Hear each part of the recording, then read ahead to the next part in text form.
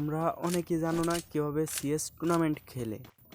So সবার প্রথমে একটা বড় গান নিবা যেটা ধারা স্কোপ করা যায়। আর মনে করে যে আমি এই গান দিয়ে পারি না, তো চেষ্টা করি খেলার জন্য। তো কথা কম বলি, খেলায় মনোযোগ দেই।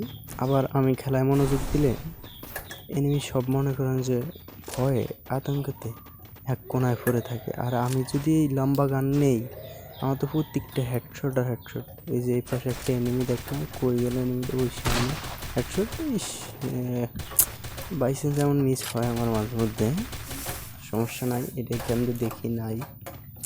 কই গেল এনিমি, এই যে সামনে হেডশট।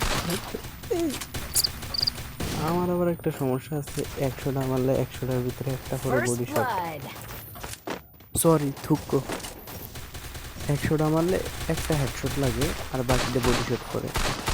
যাক, দুই মনে করতে একটা নিয়ে হেডশট। আরে এটি কি মারছে, আমার পুরো বর্জবাদ করছে। এনিমিরা আমাকে পাইলে কিভাবে যে মারে আমি বুঝি না। এটি এনিমি ধরলেই মরে যায়, আর আমি 100বার মনে করতে ওটার হেডশট হেডশট হেডশট মারি, হেডশট মরি না, পরি না।